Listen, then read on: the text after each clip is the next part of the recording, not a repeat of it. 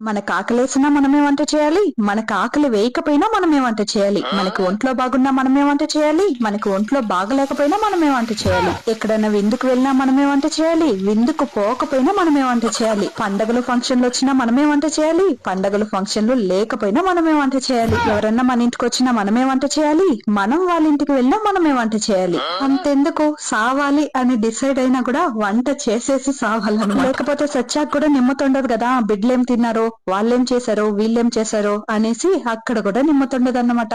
So అందుకే సచ్చేటప్పుడు కూడా వంట చేసేసే వస్తామన్నమాట. సో ఆడవాళ్ళకి most of the tourist place ఏదంటే వంటగదబ్బా. వంటగది లేసిందే వంటగదికే పరిగెత్తుతాం. అప్పుడు స్టార్ట్ చేస్తే 10-11 అవుతుంది అన్ని ఫినిష్ చేసుకుని రావడానికి. ఒక అరగంట టైం తీసుకుని నిమ్మతిగా టిఫిన్ చేద్దాం అని అనుకుంటాం, కానీ ఆలోపే మధ్యాహ్నానికి టైం అయిపోయిందని చెప్పేసి మళ్ళీ పరుగులు వంటగదికి, మళ్ళీ మధ్యాహ్నం కావాల్సిన లంచ్ అంతా చేసేసి ఇప్పుడు తీసుకోవచ్చు ఒక అరగంట టైం అని అనుకుంటాం. ఇక ఇంట్లో పనులంతా ఎక్కడ దాడు ఉంటుంది. అదంతా ఫినిష్ చేసే లోపే స్కూల్ కు వెళ్ళినోళ్ళు, ఆఫీస్ కు వెళ్ళినోళ్ళు వచ్చేస్తారు. టీ పెట్టు, వంట చేయి అంటూ. ఇక మళ్ళీ పరుగులు వంటగదికి. ఆ వంటగదిలో ఉండి ఉండి ఎవర్రబ్బా ఈ వంటను కనబెట్టారు అనేలాగా విసుకొచ్చేస్తుందబ్బా ఒక్కొక్క రోజు.